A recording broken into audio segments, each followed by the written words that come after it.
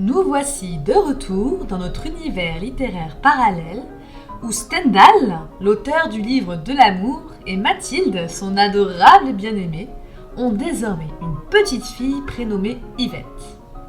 Si vous avez vu la première vidéo, la seconde cristallisation a donc bien fonctionné.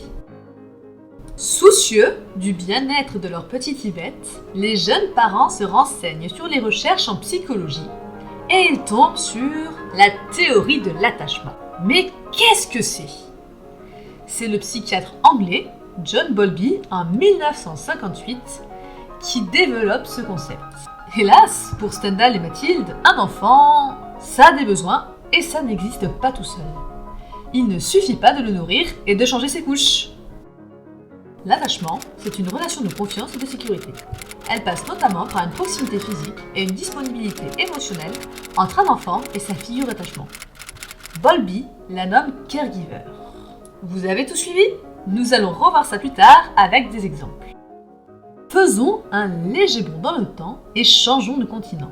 C'est l'américaine Mary Ainsworth, psychologue du développement, qui, dans les années 60-70, catégorise cette relation nécessaire pour la survie de l'enfant en 3 types d'attachement. L'attachement sécure, l'attachement anxieux ambivalent et l'attachement anxieux évitant.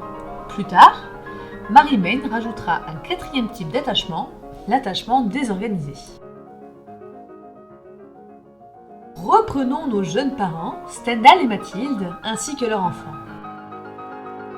Un jour, Yvette tombe, se fait mal et se met à pleurer. En voyant cela, papa Stendhal prend sa fille dans ses bras et la rassure. « Tu t'es fait mal ? On va soigner ça !» Yvette se sent rassurée. Elle sait que ses parents sont là en cas de besoin. Elle reprend donc son exploration du monde. Nous sommes ici face à l'attachement sécure. Cela favorise son aptitude à créer des liens sociaux en toute confiance en elle et en les autres.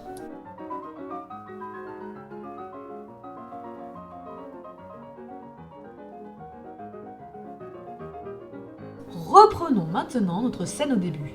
Un jour, Yvette tombe, se fait mal et se met à pleurer. Papa Stendhal, trop occupé à téléphoner, bien que cela ne soit pas possible à son époque, ne réagit pas.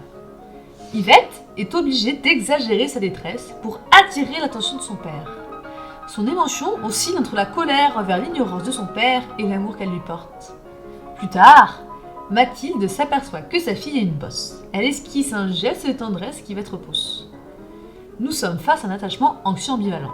Adulte, Yvette sera pessimiste quant aux sentiments qu'elle peut inspirer chez les autres. Elle aura une représentation négative d'elle-même.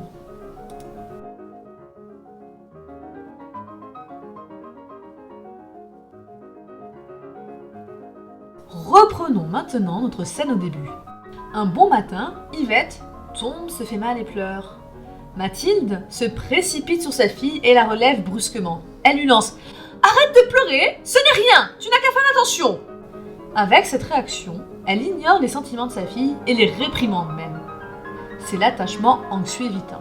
À l'avenir, Yvette aura tendance à cacher ses émotions et dénigrera ses réussites. Elle s'interdira de les partager, que ce soit avec ses parents ou avec les autres personnes qui l'entourent.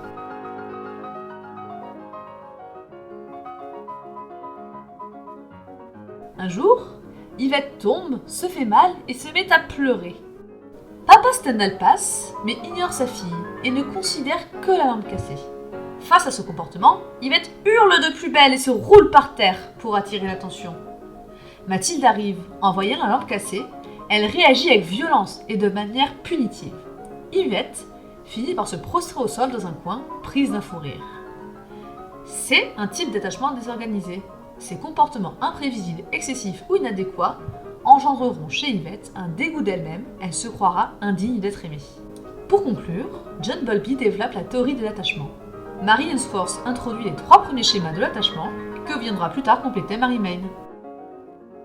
De manière générale, 55% de la population rencontrera un attachement sécure, 23% un attachement anxieux ambivalent, 15% un attachement anxieux évitant et 8% un attachement désorganisé. Mais pas d'inquiétude, rien n'est figé et en aucun cas ces schémas d'attachement ne vous définissent. beaucoup d'autres facteurs sont à prendre en compte dans notre développement, et bien heureusement. Mais néanmoins, sauriez-vous dire à quel type d'attachement vous avez eu affaire ?